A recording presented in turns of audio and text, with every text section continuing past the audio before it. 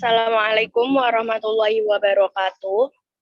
Perkenalkan, kami dari kelompok 6 akan mempresentasikan hasil kerja dari kelompok kami, yaitu materi dengan judul e-commerce dan e-business. Sebelum ke penyampaian materi, saya akan memperkenalkan anggota kelompok terlebih dahulu. Yang pertama ada Novita Sari dengan NIM 2019-11663. Yang kedua ada Faizatur Rahmah dengan NIM 2019-11670. Yang ketiga ada Janita Agnes Devi Mujitiana dengan NIM 2019-11671. Yang keempat ada Vika Duratun Nisa dengan NIM 2019-11674. Dan yang terakhir ada Verda Ayu Lestari dengan NIM 2019-11686. Next. Pengertian e-commerce dan e-business. E-commerce merujuk pada semua bentuk transaksi komersial yang menyangkut organisasi dan individu yang didasarkan pada pemrosesan dan transmisi data yang digitalisasikan, termasuk teks, suara, dan gambar. Termasuk juga pengaruh bahwa pertukaran informasi komersial secara elektronik yang mungkin terjadi antara institusi pendukungnya dan aktivitas komersial pemerintah.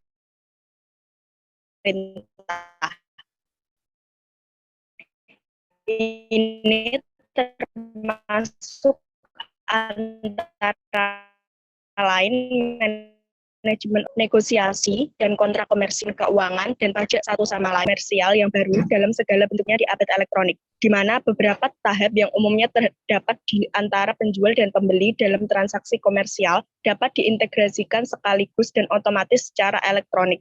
Jadi dapat meminimalkan biaya transaksi. Next.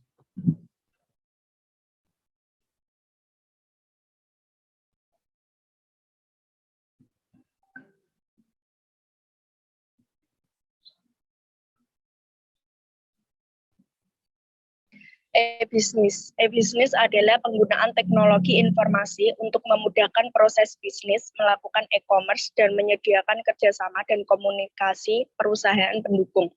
Utilisasi informasi dan teknologi komunikasi untuk mendukung semua aktivitas bisnis, meliputi segalanya, marketing, advertising, after sales pada umumnya berhubungan dengan web-based sistem secara umum bisa dikatakan istilah e-business mengacu pada penggunaan internet untuk berdagang. Ini merupakan suatu istilah yang lebih umum dibanding e-commerce, mengacu pada tidak hanya pembelian dan penjualan, tetapi juga pelayanan pelanggan dan kerjasama dengan mitra bisnis. Dalam pengertian yang paling sederhana, e-business adalah penggunaan teknologi internet untuk meningkatkan dan mengubah bentuk proses bisnis utama. Kebanyakan perusahaan memahami ini dan sudah mulai berkembang dari praktek bisnis tradisional ke e-business. Selanjutnya akan dilanjutkan oleh rekan saya.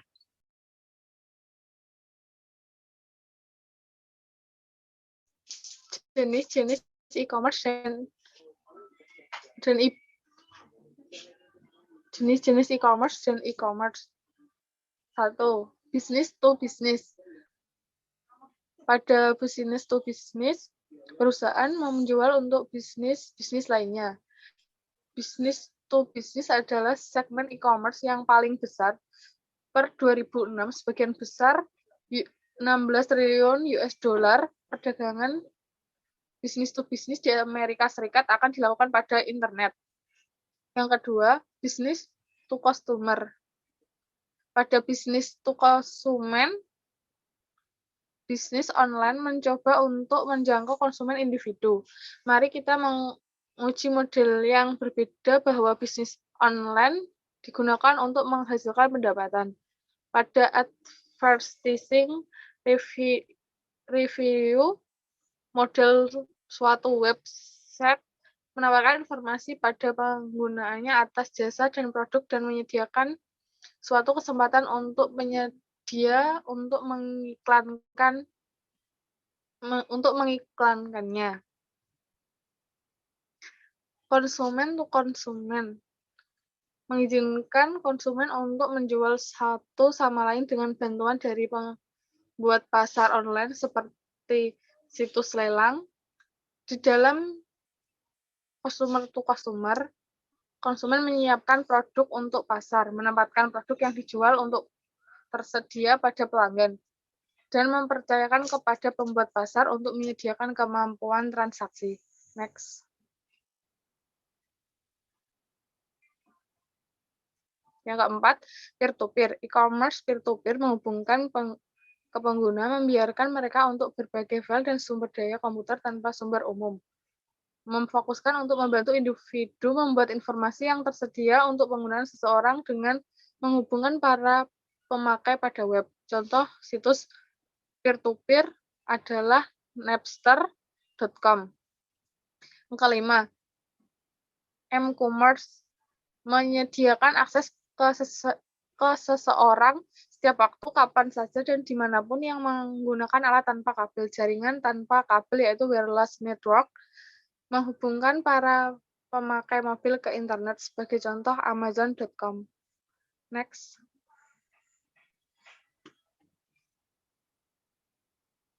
Perbedaan e-commerce dan e-business. Berdasarkan pengertiannya, e-commerce merupakan pemanfaatan jaringan internet untuk proses jual beli, penggantian produk, dan pelayanan. Dan kata lain, e-commerce merupakan transaksi bisnis yang meliputi transfer maupun serah terima kepemilikan hak atas suatu barang atau jasa dengan menggunakan internet. Transaksi bisnis yang dimaksud meliputi pembelian dan penjualan barang serta jasa melalui internet. Pada prinsipnya, e-commerce melibatkan transaksi uang, sedangkan dalam e-business tidak melibatkan transaksi uang. E-commerce merupakan bagian dari e-business. Hal tersebut dapat dilihat dari pengertian e-business itu sendiri.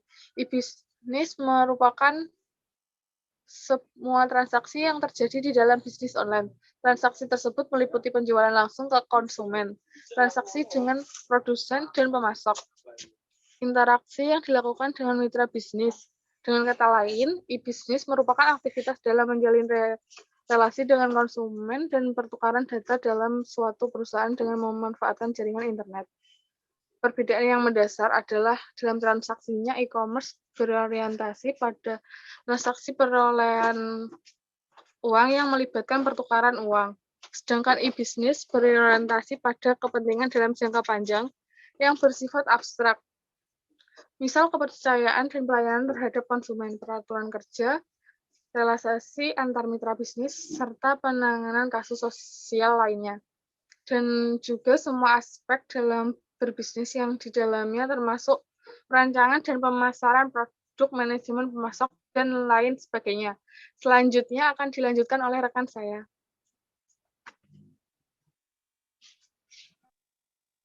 E-business. E-business tidak dapat bekerja tanpa strategi.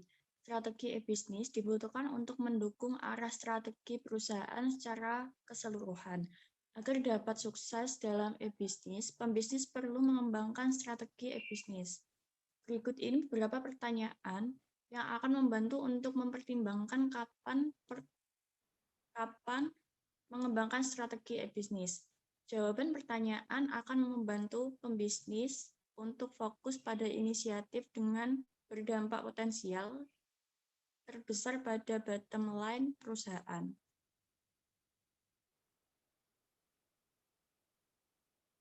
Yang pertama, proses bisnis yang mana saat ini menawarkan peluang terbesar untuk mengurangi biaya, mengefisiensikan perolehan, dan meningkatkan keuntungan. Yang kedua, di mana bisnis mendapatkan keuntungan kompetitif melebihi pesaing.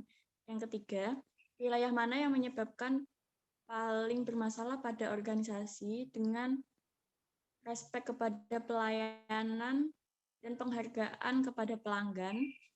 Yang keempat, apakah senior manajemen atau orang penting sepakat untuk mengimplementasikan solusi ini, dan apakah mereka memiliki kemauan untuk memenangkan inisiatif dalam organisasi.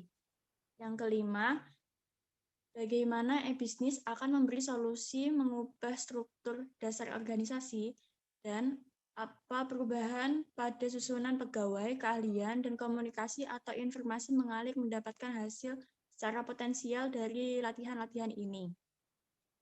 Yang keenam, pelatihan apa yang dibutuhkan untuk meyakinkan bahwa karyawan-karyawan mampu untuk memaksimalkan keuntungan potensi dari solusi ini, dan bagaimana bisa melibatkan mereka dari memulai untuk memaksimalkan input pekerja, pendidikan, dan komitmen.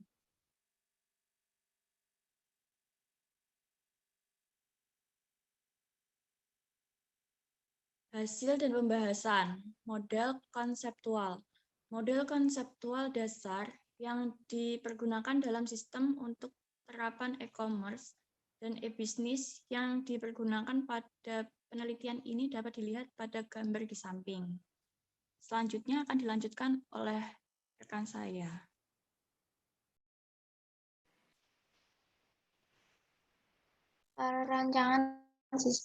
Perancangan sistem advertensi berbasis lokasi lebih ditekankan pada perencanaan server, di mana tugas server adalah untuk menerima permintaan yang masuk, mengolah data, melakukan transaksi, serta mengolah segala informasi yang berguna, baik pada tingkatan low management, medium management, ataupun high management.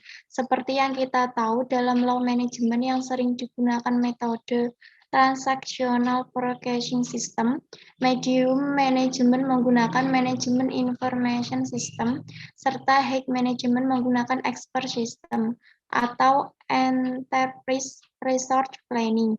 Peran server terutama dalam hal pengumpulan informasi maupun proses transportasi data dan informasi antar bagian menjadi hal yang sangat utama. Next.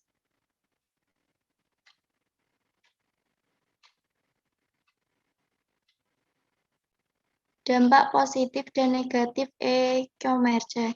Dampak positif. Yang pertama, revenue stream atau aliran pendapatan lebih menjanjikan. Yang kedua, dapat meningkatkan market exposure atau pangsa pasar.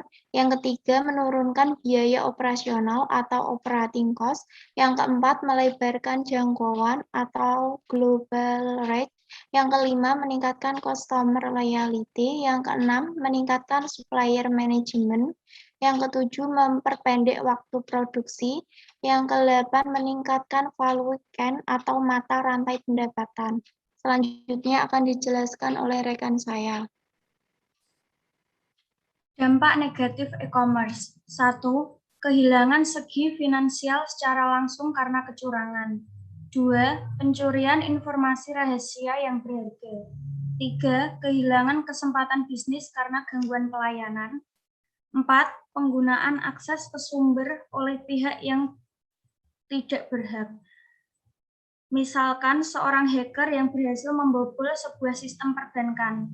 Setelah itu, dia memindahkan sejumlah rekening orang lain ke rekeningnya sendiri. Yang kelima, kehilangan kepercayaan dari para konsumen.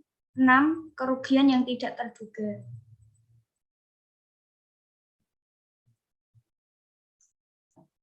Kesimpulan, penggunaan teknologi e-bisnis dan e-commerce mempermudah kinerja perusahaan dan meningkatkan kualitas perusahaan. Penerapan teknologi ini dapat memperluas pangsa pasar perusahaan, terutama adalah biaya untuk iklan yang murah dibandingkan dengan iklan di jalan maupun media massa. Perlu adanya sosialisasi dan pembelajaran yang mendalam serta persiapan yang matang sebelum menerapkan aplikasi e-bisnis. Kelemahan pada e-bisnis maupun e-commerce dapat disiasati dengan cermat, namun dibutuhkan lebih dari sekedar rencana yang matang. Juga tenaga ahli yang menanganinya. Perusahaan yang tidak mau beralih ke teknologi ini, lambat laun akan kewalahan menghadapi era pasar terbuka nantinya.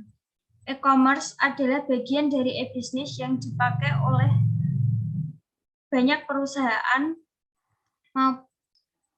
maupun secara individu. E-commerce masih terbatas pada transaksi dagang saja.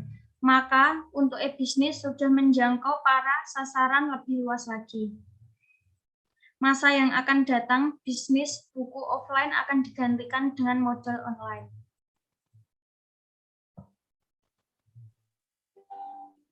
Demikian presentasi dari kelompok 6. Apabila ada kesalahan dalam penyampaian materi, kami mohon maaf. Wassalamualaikum warahmatullahi wabarakatuh.